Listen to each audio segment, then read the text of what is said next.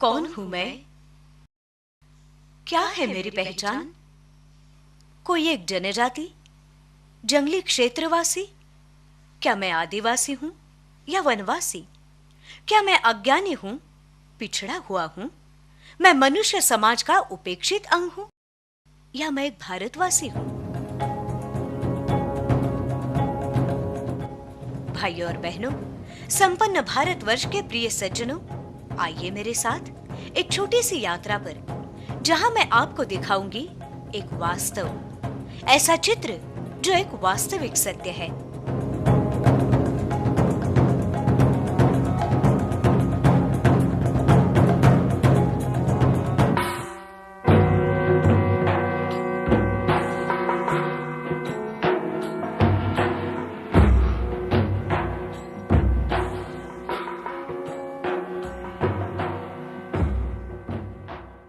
भारतवर्ष के विभिन्न जनजातियों का जीवन चक्र अरुणाचल प्रदेश से लेकर पश्चिम में गुजरात तक, लद्दाख क्षेत्र से दक्षिण में केरल तथा निकोबार तक अन्य समाज से पृथक, सदियों से उपेक्षित तथा अविकसित रह गया है। असल में भारत की जनसंख्या का 8% हिस्सा इन विभिन्न जनजातियों से बना है। लगभग 698 जनजातियां तथा उपजातियां ज्ञात हैं। सामान्यतया आदिवासी या वनवासी नाम से परिचित ये लोग हमारी मातृभूमि के जंगलों और पहाड़ों के दुर्गम क्षेत्रों तथा सीमावर्ती क्षेत्रों में वास करते हैं। इन वनवासियों का जीवन एक अखंडित समस्या है। उनका मूल स्थान तथा परिस्थिति सामाजिक, आर्थिक और वंशीय समस्याओं से आक्रमित है। परिणामतः उनका जीवन एक तरह से व्यथा, दरिद्रता, पिछड़ापन, अज्ञान तथा निष्क्रियता से भरा हुआ है।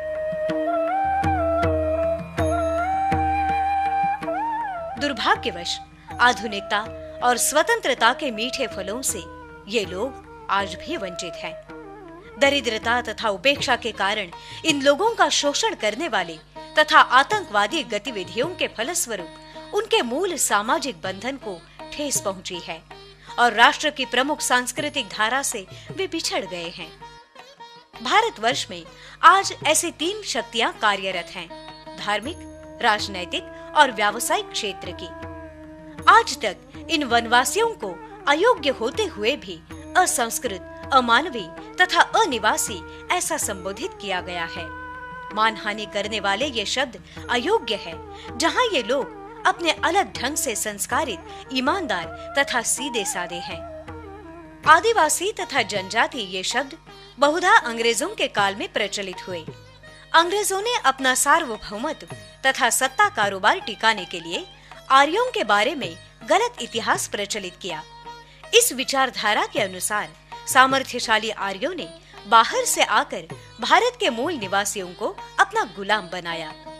खुद को आर्यों के समान बताते हुए उन्होंने कहा कि भारत पर सदैव विदेशियों ने राज किया है। इस प्रकार से अंग्रेजों ने विभाजन के बीज बोते हुए अविश्वास, द्वेष तथा विभाजन को बढ़ावा दिया। यहाँ के हिंदू गुटों को ये मानने पर मजबूर किया गया कि भारत की जनसंख्या का बड़ा हिस्सा आर्य यानी विदेशियों का है और यहाँ के मूल निवासी यानी आदिवासियों ने स्वतंत्र राज्य की मांग करनी चाहिए। चर्च समर्थकों ने आदिवासियों में विभाजन की गतिविधियों को बढ़ावा दिया, विशेषतः नागालैंड, मिजोरम, मेघालय, असम, झारखंड, छत्तीसगढ़ तथा ओडिशा। तब समय आ गया था वनवासी बंधुओं को आने वाले संकट के बारे में जागृत करने का, जिससे वे एक तरफ से साहस बटोरकर समस्याओं का सामना करें और दूसरी तरफ अपनी ताकत को पहचानकर सांस्कृतिक, सामाजिक तथा आर्थिक विकास करें।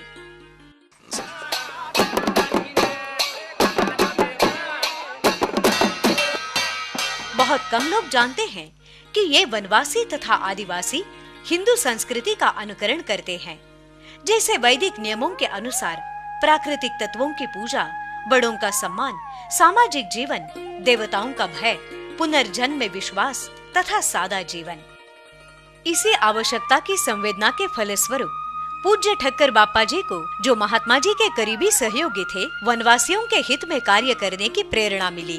इसी प्रेरणा से उन्होंने एक सक्षम नौजवान वकील श्री रमाकांत जी देशपांडे को नागपुर से जशपुर नगर नामक एक छोटे गांव में, जो पूर्व मध्य प्रदेश के आदिवासी क्षेत्र में है, आमंत्रित किया। इसी स्थान पर 26 दिसंबर 1952 में कल्याण आश्रम का बीज बोया गया, जो आज अखिल भारतीय वनवासी कल्याण आश्रम के नाम से जाना जाता है। इस कार्य हेतु श्री रमाकांत देशपांडे जी को उसी काल के राष्ट्रीय स्वयंसेवक संघ के सर संघचालक पूज्य गोलवलकर गुरुजी का मार्गदर्शन तथा सहायता प्राप्त हुई। सौभाग्य की बात यह है कि असाधारण देशभक्त तथा दरियादिल राजकुमार श्री विजय भूषण सिंह देव जी ने, जो जशपुर के राजा थे, इस कार्य को सहृदय प्रोत्साहन दिया। राष्ट्रीय स्वयंसेवक संघ के एक युवा प्रचारक श्री मोरू भैया केतकर जी ने अपनी पूरी क्षमता से आश्रम के निर्माण में प्रयत्न किए और बाद में अपना पूरा जीवन इसी महान कार्य के लिए समर्पित किया। इस प्रकार पवित्र हेतु तथा असाधारण व्यक्तियों के महत् प्रयासों से कल्याण आश्रम का कार्य शुरू हुआ। कल्याण आश्रम का आरंभ एक सीमित कार्य था। ये एक छात्रावास था, 6 लड़कों का। धीरे धीरे लेकिन पक्के इरादों के साथ आश्रम का कार्य पाठशालाएं, अस्पताल तथा श्रद्धा जागरण केंद्रों तक विस्तृत हुआ। 14 अप्रैल 1956 को मध्य प्रदेश सरकार ने जस्टिस भवानी शंकर नियोगी कमीशन द्वारा राष्ट्र विरोधी कार्य करने वाली चर्च मिशनरियों की गतिविधियों की जांच समिति की स्थापना की। बाला साहेब देशपांडे जी ने इस कमीशन को तथ्य, सबूत, गवाही और पूरी जानकारी दे दी। आज भी नियोगी कमीशन प्रमाणित दस्तावेज माना जाता है। अनेक श्रद्धावान सन्यासियों ने कल्याण आश्रम को अपने आशीर्वाद प्रदान किए हैं। दूर दराज के वनवासी क्षेत्रों में जाकर इन सन्यासियों ने वहां आध्यात्म तथा दिव्यत्व का प्रसार करके वनवासियों में जागृति लाई है।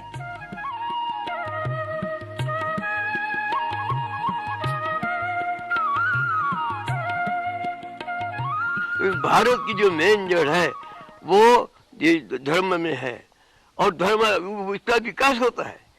और जो भारत के पूजा पद्धति सर्वत्र है वो उसका यहाँ भी इसका लोगों के सामने न करते हुए उनकी जो पूजा पद्धति है उसको बढ़ावा देने से नेचुरली जो पूरा भारत का एक सनातन विचार है वो सनातन विचार हरेक के मन में जागृत होगा।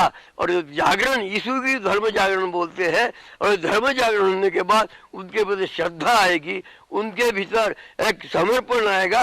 और समर्पण भीतर से जो कार्य होता है वो प्रभावी होता है, सब किस्म के विकास होंगे, ऐसा हमारा शास्त्र बोलता है।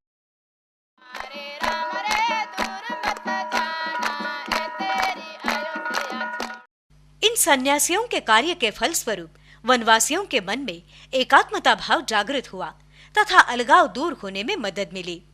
इससे उनका स्वाभिमान जागृत हुआ।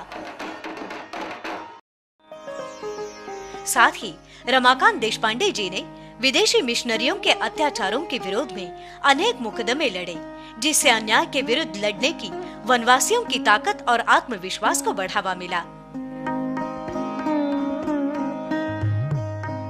धीरे धीरे और स्थिरता से बाला साहेब देशपांडे, मोरू भैया तथा अन्य कार्यकर्ताओं के त्याग, परिश्रम तथा दृढ़ निश्चय से वनवासी कल्याण आश्रम का कार्य साकार होने लगा। शुरुआत में नजदीकी तथा बाद में भारत में सुदूर क्षेत्र तक उसका विस्तार बढ़ता गया। गंगोत्री कल्याण आश्रम का निरंतर बढ़ता हुआ क्षेत्र, जो जशपुर नगर में स्थित है, सभी यात्रियों का तथा कार्यकर्ताओं का प्रेरणा स्थान है। ये एक प्रसन्न तथा शांत स्थान है।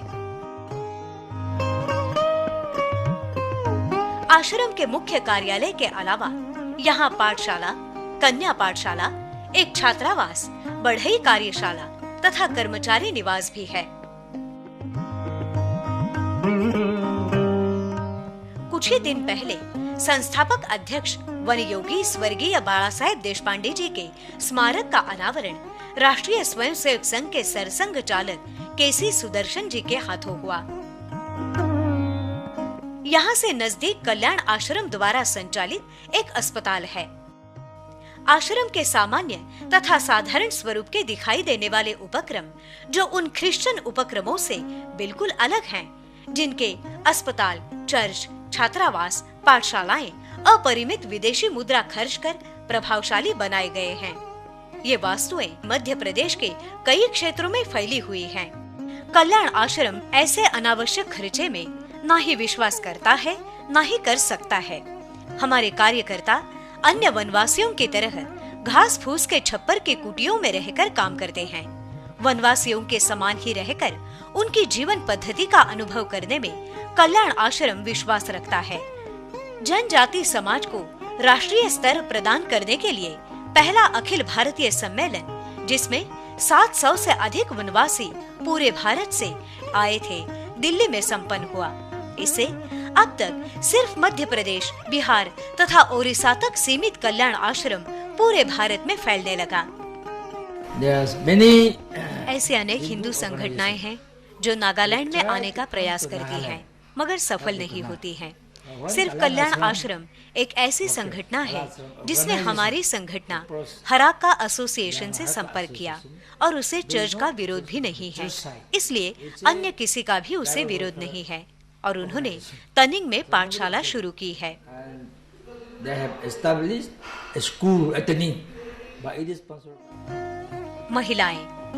महिलाएं वनवासियों का आधार स्तंभ है। वनवासी महिलाएं घर गृहस्थी चलाते हुए परिवार में एक प्रमुख भूमिका निभाती हैं।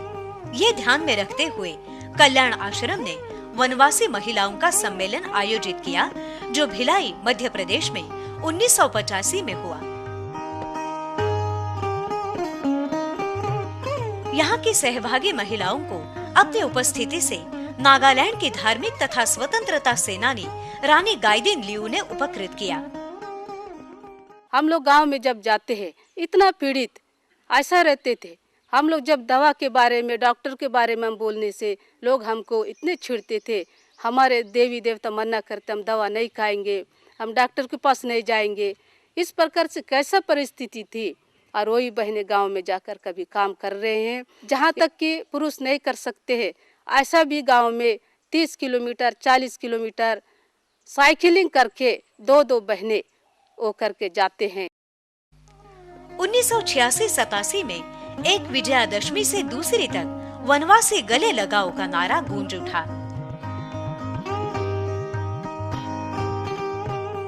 इसी दौरान सारे देश के वनवासी क्षेत्र तक पहुंचने के साथ ही अन्य जनता को वनवासियों की स्थिति का ज्ञान करवाने के लिए विशेष प्रयत्न हुए।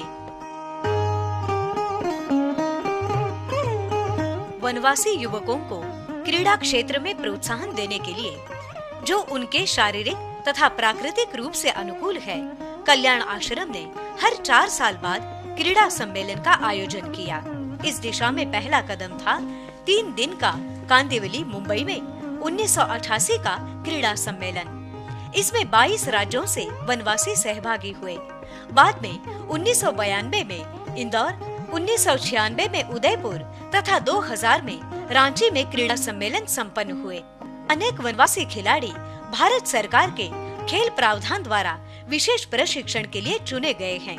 आशा करते हैं कि भविष्य में इनमें से ही कोई चमक उठे और देश की शान बने। कल्याण आश्रम का विश्वास है कि खेल कूद से केवल शरीर ही नहीं बल्कि मन भी सुसंगठित होते हैं।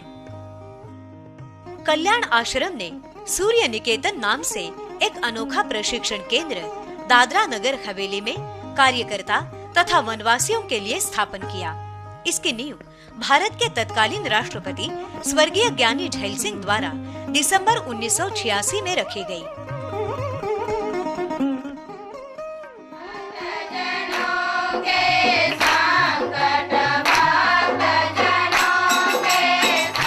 कल्याण आश्रम ने श्रद्धा जागरण और वनवासियों के प्रति राष्ट्रीय जागरण तथा आत्मनिर्भरता पर विशेष ध्यान देने के कारण अनेक वनवासी तथा अन्य संगठनों के नेता प्रभावित हुए तथा उन्होंने सहकार्य भी किया।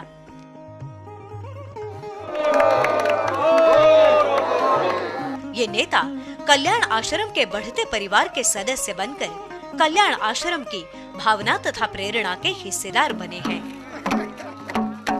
21 अप्रैल 1995 को बाला साहेब देशपांडे जी के दुखद निधन के बाद राष्ट्रीय स्तर की एक योजना बनाई गई, जो 1996 से 1998 तक उनकी स्मृति में एक स्मारक बनाना, कल्याण आश्रम का विस्तार 50,000 वनवासी गांवों तक पहुंचाना, सारी जनजातियां और जनजाति क्षेत्र अपने प्रभाव में लाना तथा पूर्वोत्तर राज्यों के लिए संसाधन विकास इन विषयों पर केंद्रित थी। राष्ट्रीय स्वयंसेवक संघ के तत्कालीन सर संघचालक श्री रज्जू भैया जी ने राष्ट्रपति तथा उपराष्ट्रपति से मिलकर कल्याण आश्रम के कार्य विस्तार की जानकारी दी। आज कल्याण आश्रम का कार्य विदेशों में भी फैला हुआ है। न्यास की स्थापना कल्याण आश्रम के ज्येष्ठ कार्यकर्ता स्वर्गीय एकनाथ गोरे जी द्वारा 1970 में हुई। आज आश्रम का कार्य अमेरिका, कनाडा, केनिया तथा अन्य देशों में विशेषतया अनिवासी भारतीयों के बीच ज्ञात और विस्तृत है।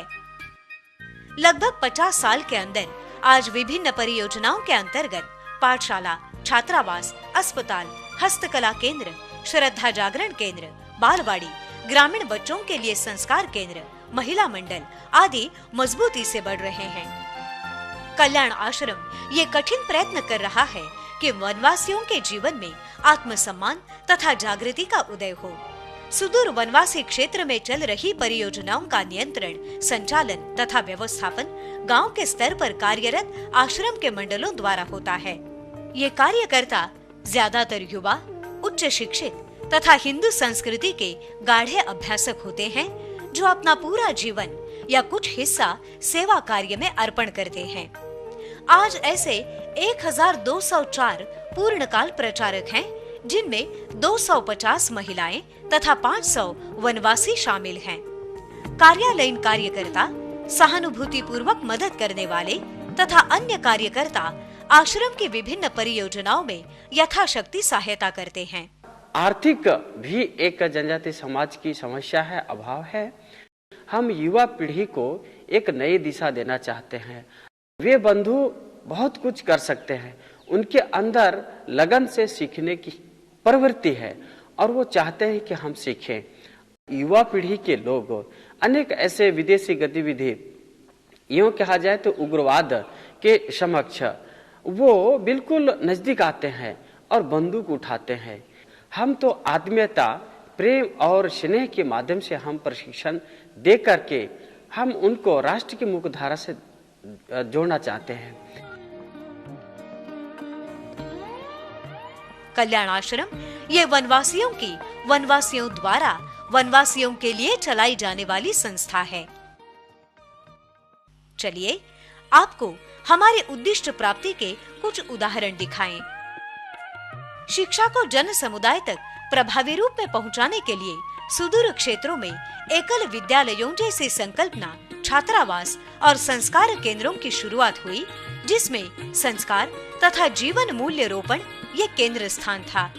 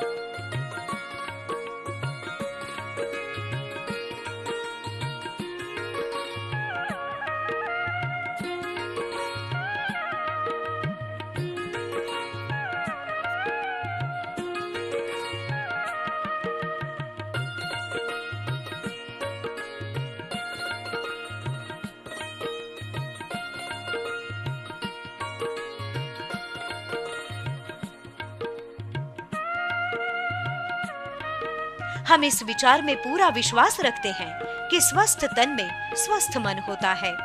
ये ध्यान में रखते हुए वनवासियों के लिए अनेक अस्पताल तथा स्वास्थ्य केंद्रों की स्थापना की गई है।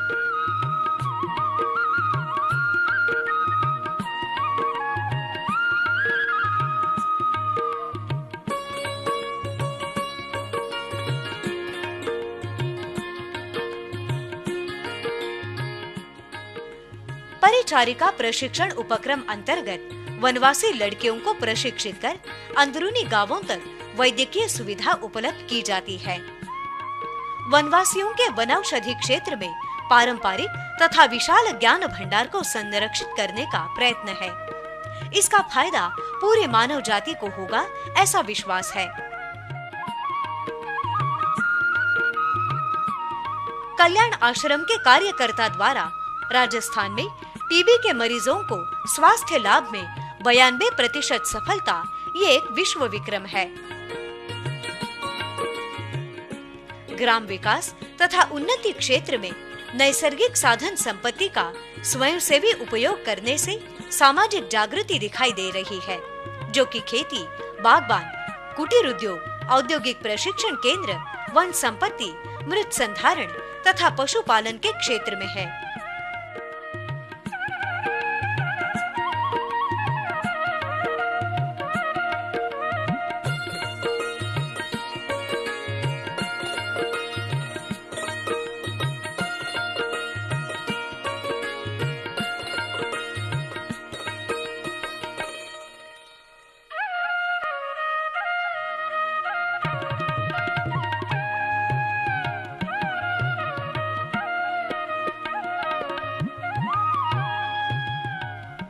जल, जंगल तथा जमीन के बारे में वनवासियों के मन में जागृति तथा अपने कानूनी अधिकारों की प्राथमिक पहचान की दिशा में हमारे महत्वपूर्ण कदम है। अपनी आंतरिक शक्ति के माध्यम से श्रद्धा तथा स्वाभिमान के जरिए वनवासी बंधु कुछ भी कर सकते हैं।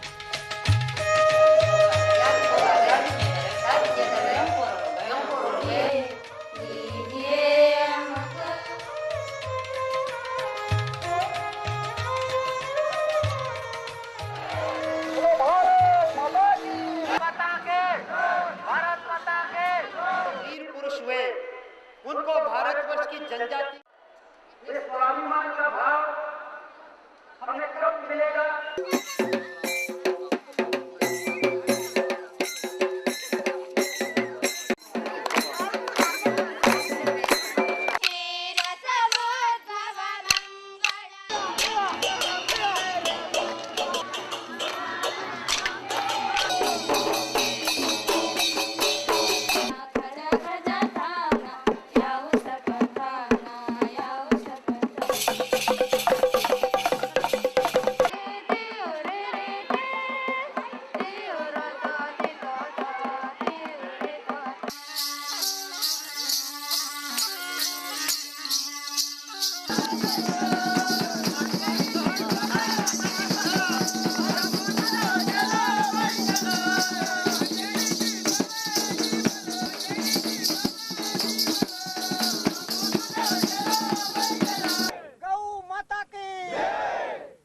बोले बोले बजरंग बली। जय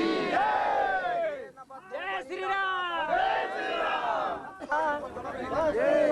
छोरीष्टनेमि स्वस्ति नः बृहस्पतिर्दधातुं देवोर्वस्ता प्रयुक्ता लाभस्तेषां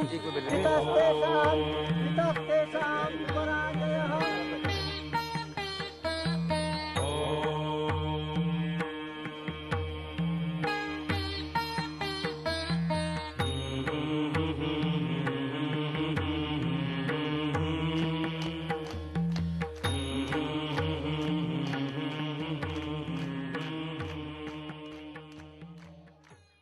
Hundreds of years even before that, our heritage is something. हमारी परंपरा हजारों साल पुरानी है, जिसकी जड़ें महाभारत में मिलती हैं। हमें गर्व है कि हम हिडिंबा और शिव के अनुवंशी हैं। Descendants of Hidimba and Lord Shiva. Individually people they they were believing in heart, व्यक्तिगत रूप their own में mind. वे अपने दिल में, मन में विश्वास रखते थे, मगर हम ऐसा प्रयास कर रहे हैं कि एक सार्वजनिक धार्मिक मंच प्रस्थापित हो, जैसे कि डोनीपोलो नीदरनमलो, डोनीपोलो गांगिन। Like this, Donipolo Nidarnamlo, Donipolo Gangin. Arunachal Pradesh के कुछ भागों में तो ये चीजें अब बढ़ रही हैं, बहुत जल्दी। लोग अपने अधिकतम क्षमताओं का उपयोग डोनीपोलोइज्म की रक्षा के लिए कर रहे हैं। Rendering their utmost services to preserve Donipoloism in Arunachal Pradesh. वनवासियों का सर्वांगीण विकास ये हमारा लक्ष्य है। वनवासियों की असीम क्षमता का अगर योग्य दिशा में उपयोग हुआ तो ये देश की एक महान उपलब्धि है।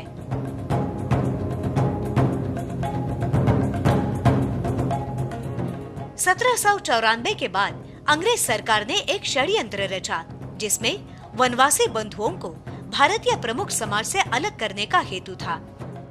19वीं सदी में पूर्वोत्तर राज्यों में प्रवेश करने के लिए इनर लाइन परमिट की जरूरत से सिर्फ क्रिश्चियन मिशनरियों का प्रवेश सुलभ हुआ। परिणामतः इन राज्यों की क्रिश्चियन जनसंख्या 50% से भी अधिक हो गई। स्वतंत्रता के बाद भी क्रिश्चियन धर्मांतरण कई गुना बढ़ गया। 1941 तक भारत की जनगणना के अंतर्गत वनवासियों को हिंदू दर्शाया गया था, मगर बाद में गणना अधिकारियों की मनमानी पर उनको या तो वर्गीकरण से बाहर रखा गया या क्रिश्चियन कहा गया। यही कारण है कि पूर्वोत्तर राज्यों में क्रिश्चियनों की संख्या इतनी बढ़ गई है। 2001 के भारत यात्रा के दौरान पोप जॉन पॉल ने अधिकृत रूप में कहा कि पहला सहस्त्रक यूरोप में क्रिश्चियन धर्म प्रसार का था, दूसरा अफ्रीका के लिए है तो तीसरा सहस्त्रक एशिया के लिए है। इस प्रकार की क्रिश्चियन समुदाय द्वारा आर्थिक तथा मार्गदर्शक मदद के कारण इन क्षेत्रों में सनसनी तथा आतंकवादी गतिविधियां उत्पन्न हो रही हैं। इसमें मिजोरम, नागालैंड, मेघालय, निकोबार ही नहीं बल्कि बोडोलैंड, गोंडवानालैंड, भिलिस्थान भी शामिल है। आज भी मिजोरम में 70,000 रियांग तथा चकमा जनजाति के लोगों को अपना मूल स्थान छोड़ना पड़ा, क्योंकि वे क्रिश्चियन नहीं थे, अल्पसंख्यक थे। अगर ये उथल पुथल ऐसे ही शुरू रहे तो अपने भारत देश का नक्शा टूट जाएगा, बट जाएगा। ध्यान में रखें, श्रद्धा का नाश संस्कृति का नाश है और संस्कृति का नाश यानी पहचान का नाश।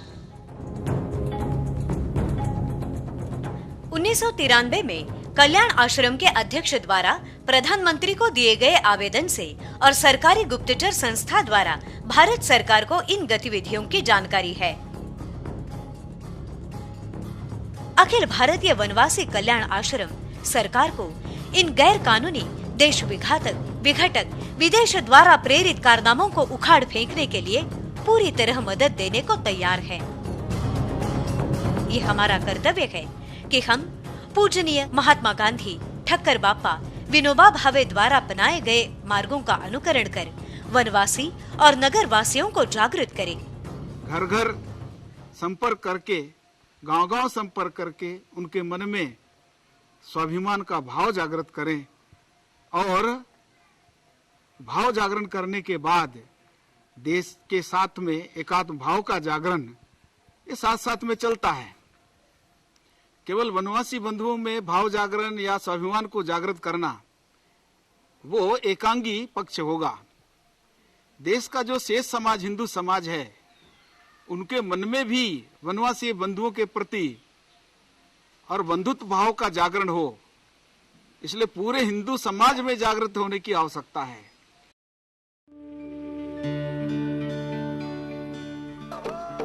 एक तरफ वनवासी क्षेत्र हमारे कार्य का प्रमुख केंद्र है, तो दूसरी ओर नगरवासी हिंदुओं की भी ये जिम्मेदारी है कि वे इस यज्ञ में शामिल हो।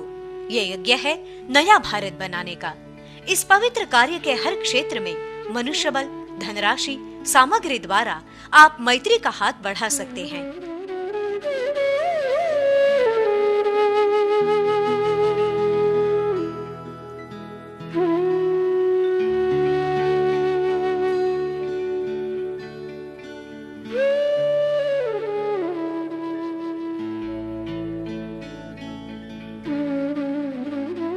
इस पवित्र कार्य में वन यात्रा, वन जीवन, सामाजिक एकात्मता, पत्रिकाएं, कार्यकर्ता प्रशिक्षण, मार्गदर्शन इत्यादि अनेक विभिन्न स्तरों की मदद शामिल है।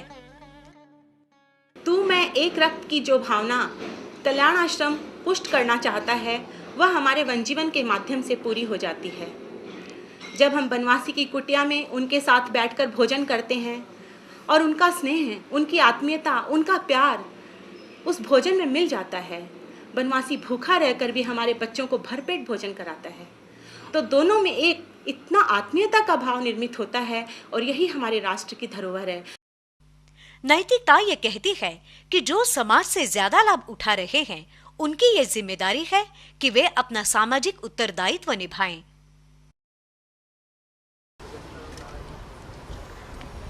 मैं बनवासी कल्याण आश्रम को बधाई देना चाहता हूं। स्वर्गीय देशपांडे जी का स्मरण करना चाहता हूं। कल्याण आश्रम ने जनजाति क्षेत्र में लोगों की दशा सुधारने के लिए,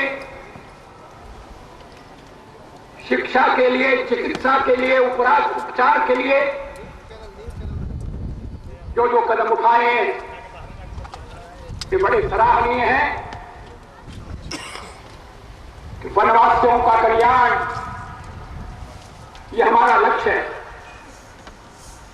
लेकिन ये कल्याण करने का लक्ष्य इस तरह से पूरा होना चाहिए कि वनवासी भाइयों की पहचान बनी रहे, उनकी अस्मिता बनी रहे, उनकी विशेषता बनी रहे, प्रगति हो, मगर प्रगति के साथ जो अपना पुराना जो विचार की संपत्ति का हमारे पास ढेर है, उसमें किसी तरह का क्षय नहीं होना चाहिए। और मुझे विश्वास है कि आपके सहयोग से हम ये काम कर सकेंगे। हम आधुनिक भारत बनाना चाहते हैं। हम वनवासियों का कल्याण भी चाहते हैं और उनको सशक्त भी करना चाहते हैं, सशक्तिकरण भी हम चाहते हैं। हमारी सारी शक्ति, हमारी सारी संपत्ति, हमारा सारा वैभव, ज्ञान, ये हमारी मातृभूमि की देन है। हमारा ये राष्ट्र निर्माण का कार्य निरपेक्ष भाव से किया गया यज्ञ है, जिसमें परिश्रम अपेक्षित है। छोटी सी मुस्कान या आपका छोटा सा सहयोग हमारा ध्येय पूरा करने में हमारी मदद कर सकता है। कौन आदि है, सब अनादि है, तो हमारे प्रश्न का उत्तर है, मैं भारत का एक अविभाजित अंग हूँ। हम सब भारतवासी हैं। भारत के समृद्ध इतिहास का पन्ना हूँ। मैं सुसंस्कृत, संवेदना और प्रेम से संपन्न सामान्य मानव हूँ, जिसे आप जैसी ही प्रेरणाएं हैं, भय है तथा आशाएं हैं। उपेक्षितों की सेवा करने गिरी जंगल की ओर बढ़े, स्वजनों की अनुभूति जगाने समरसता के भाव उठे। नहीं प्रबोधन मिटा सकेंगे, राष्ट्र शक्ति साकार बने, देश धर्म पर अविचल निष्ठा झंझा में भी अड़िग रहे। भाषा कितनी भूषा न्यारी, भाषा कितनी भूषा न्यारी, फिर भी भारतवासी है। पुरखे सबके खून एक है, नगर ग्राम वनवासी हैं, हम सब भारतवासी हैं। कौन आदि है सब अनादि है, कौन आदि है सब अनादि है, हम सब भारतवासी हैं।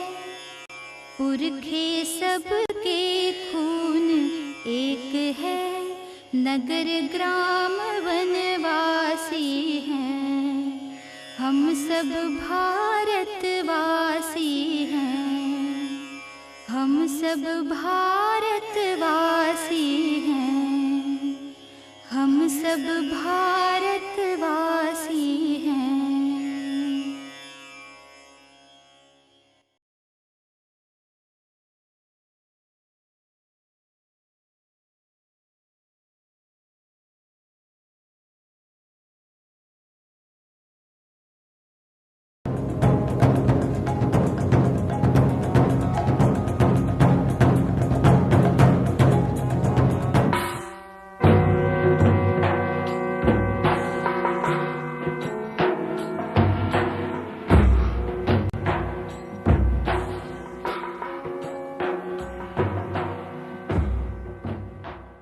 भारतवर्ष के विभिन्न जनजातियों का जीवन